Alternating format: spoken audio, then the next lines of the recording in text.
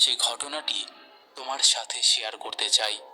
আশা করি তোমার ঘটনাটি ভালো লাগবে এবং যদি ভালো লাগে তুমি তোমার চ্যানেলে সম্প্রচার করো। সম্প্রচার করলে তবে আমাকে দয়া করে ডেটটা বলে দিও, তবে আমি সেই মতো অ্যাক্টিভ থাকব এবং আমার পরিবারের সকলকে অ্যাক্টিভ করে রাখব। এবার মূল ঘটনায় আসা যাক। ঘটনার শুরুতে আমি তোমাকে বলে রাখি যে আমার দাদা কলকাতার একটা বেসরকারি সংস্থায় কর্মরত। তার কাজ থেকে বাড়ি ফিরতে ফিরতে মোটামুটি রাত 11টা থেকে 12টার কাছাকাছি বেজে যেত।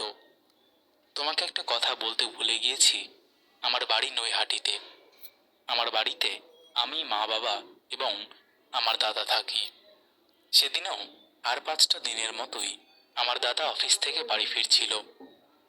এখানে আরেকটা কথা বলে রাখি, দাদা যখন অফিস থেকে বেরোই তখন আমাকে আর মাকে ফোন করে বলে দেয় যে অফিস থেকে বেরিয়ে গেছে। এছাড়া সে ট্রেনে উঠলে এবং ট্রেন থেকে নামলেও একবার ফোন করে দেয় যাতে আমরা কেউ চিন্তা না করি। দাদা সেদিনকার মতো ওই দিনে অফিস থেকে বেরিয়ে স্টেশন থেকে নেমে ফোন করেছিল। দাদার গলার আওয়াজে দাদাকে একদম নর্মাল বলেই মনে হচ্ছিল, যেরকমটা আর 5টা দিন লাগে। দাদা যখন ফোন করে তখন মোটামুটি রাত 11টার কাছাকাছি, কিন্তু এর প্রায় 2 ঘন্টা কেটে গেলেও দাদা বাড়িতে ফেরেনি। আমরা প্রচণ্ডভাবে চিন্তিত দাদার জন্য। মা রাস্তার আশেপাশে দেখতে থাকে এবং বাবা যায় তার পাশের বাড়ির 2টো বন্ধুর সাথে স্টেশনের দিকে খুঁজতে।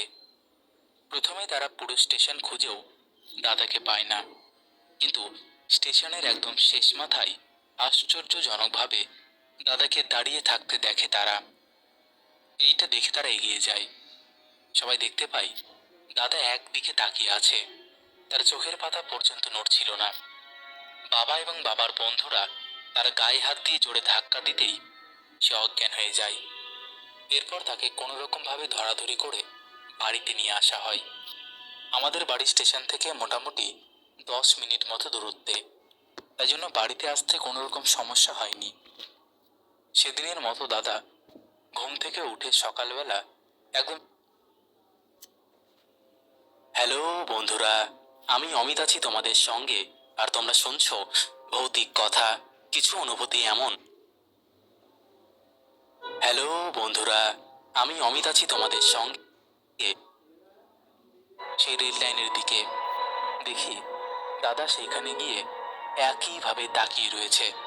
আবার স্পর্শ করাতে সে আবার সেখানে অজ্ঞান হয়ে পড়ে যায়। তাকে আবার ধরাধরি করে কোনো রকমে বাড়িতে নিয়ে আসা হয়। সেদিন রাত থেকে শুরু হয় আসল ঘটনা। দাদা প্রায় সারা রাতে চিৎকার করছিল আর বলছিল, আমি রেল লাইনে যাব, আমাকে লাইনে যেতে দাও, আমি বাড়িতে থাকতে পারছি না, আমার সর্বাঙ্গ জ্বালাপোড়া করছে, যেতে দাও আমাকে, আমাকে আটকালে তোমাদের ক্ষতি হবে। সারা রাত বাবা বজরাং বলির নাম নিতে থাকে। সকাল হতেই দাদা আস্তে আস্তে শান্ত হয়ে ঘুমিয়ে পড়ে। মা বাবা ঠিক করে যে আর বসে থাকা চলবে না, এবারে কিছু একটা করতেই হবে। তারা ঠিক করে আমার মামার বাড়ির এলাকায় একজন ওঝার কাছে যাবে, কারণ এটা মোটেই স্বাভাবিক জিনিস না। আমার দাদা কোনোদিনই মা বাবার সাথে তুই তুকারি করে কথা বলেনি, আর বলবেই বা কেন।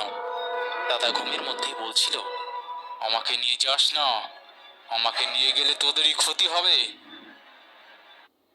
বাবা আবারও বজরাং বলির নাম নিতে থাকে এবং যার কাছে যায় সেখানে পৌঁছে গেলে ভদ্রলোক বলেন, আর দেরি করলে তোদের ছেলেকে আর রক্ষা করতে পারতাম না, নিয়ে এসেছিস ভালো করেছিস। এটা বলতেই দাদাকে, অর্থাৎ যে বিকৃত গলায় কথা বলছিল সেই ভদ্রলোক দাদাকে উদ্দেশ্য করে বলে, কেন কেন এই নিষ্পাপ ছেলেটাকে বিরক্ত করছিস, এরা তো তোর কোনো ক্ষতি করেনি। দেখলাম দাদার মধ্যে কেমন একটু আলোড়নের সৃষ্টি হলো, অর্থাৎ সে নড়ে চড়ে বসলো কিছু একটা বলার জন্য। এরপর দাদা কিছু একটা বলে যেটা আমরা কেউ শুনতে পাইনি বা বুঝতে পারিনি। একটা সময় পর দাদা থামে।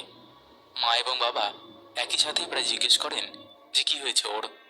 তখন ওই ভদ্রলোক বলেন, আপনারা আজকে বাড়ি চলে যান, আজ রাত্রিবেলায় আপনারা দুজনে মিলে একই স্বপ্ন দেখবেন এবং সেই স্বপ্নেই আপনারা উত্তর পাবেন যে কেন এই ঘটনাগুলো হচ্ছে বা কেন এগুলো হয়েছে। যথারীতি তারা রাতে ঘুমাতে যায় এবং প্রায় দুজনে একসাথে স্বপ্নে দেখে দাদা ট্রেন থেকে নামছে এবং মাকে ফোন করে দিয়েছে। স্টেশন থেকে বেরিয়ে ট্রেন লাইনের রাস্তা ধরে 10 নম্বর অটো স্ট্যান্ডের দিকে যাবে বলে এগিয়েছে। এমন সময় দাদা একদিকে তাকায়। সেটা ছিল নৈহাটি স্টেশনের উল্টো দিকের একটা কেবিন, আর তার পাশে জঙ্গলে ভর্তি একটা জায়গা। দাদা দেখে যে কয়েকটা বাচ্চা সেই কেবিনের ছাদ থেকে নিচে নামছে আর আবার হাওয়ায় ভর করে উপরে উঠছে। এরপর তারা দেখে দাদা স্টেশন থেকে নামছে, আবার ওই দিকে তাকাচ্ছে। ওই দিন সে দেখেছে যে একটা মেয়ে সে আগের দিনের বাচ্চাগুলোকে ধরে নিয়ে ছুঁড়ে রেল লাইনের মধ্যে ফেলে দিল, আর বাচ্চাগুলো কয়েক খণ্ডে খণ্ডিত হয়ে গেল। আবার সিন চেঞ্জ হয়ে যাচ্ছে, আর তারা দেখছে যে দাদা কোথায় থেকে রেল লাইনের মধ্যে চলে আসলো আর ওইদিকে তাকালো। সেই সময় দেখতে পাচ্ছে যে ওই বাচ্চাগুলো আর মেয়েটি দাদার দিকে এগিয়ে আসছে আর হাসছে। এ কথাতে দুজনের ঘুম ভেঙে যায়। ভাঙার পর তারা বুঝতে পারে প্রথম রাতে সেদিন শুধু বাচ্চাগুলোকে তারা খেলতে দেখেছিল।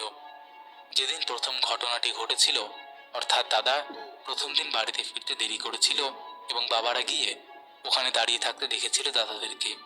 দ্বিতীয় দিন সে দেখে মেয়েটিকে বাচ্চাগুলোকে ছুঁড়ে ফেলতে। আর তৃতীয় দিন, অর্থাৎ যেদিন দাদাকে বাবা মা অফিসে যেতে দেয়নি, সেদিন সেদিন সে দেখে মেয়েটা এবং বাচ্চাগুলো তার দিকে এগিয়ে আসছে। এরপর সেই ভদ্রলোকের কাছে বাবা মা পুনরায় গিয়েছিল যে কেন ঘটনাগুলি ঘটেছে এবং সেই মেয়েটি বাকে, কিন্তু সে কোনো উত্তর দেয়নি। সে শুধু বলেছিল, তোর ছেলে সুস্থ হয়ে গেছে, এইটুকুতেই তোরা সন্তুষ্ট থাক, আর কোনোদিনও তোর ছেলেকে ওই রেল লাইনের পাশে একা একা যেতে বারণ করবি, এটুকু মনে রাখবি, না হলে কিন্তু প্রচুর সমস্যা হয়ে যাবে পরে। তো দাদা, এটুকুই ছিল আজকের ঘটনা। আশা করছি ঘটনাটি তোমাদের ভালো লেগেছে। ভুল ত্রুটি হলে তুমি তোমার মতো করে সাজিয়ে গুছিয়ে নিও। ইতি।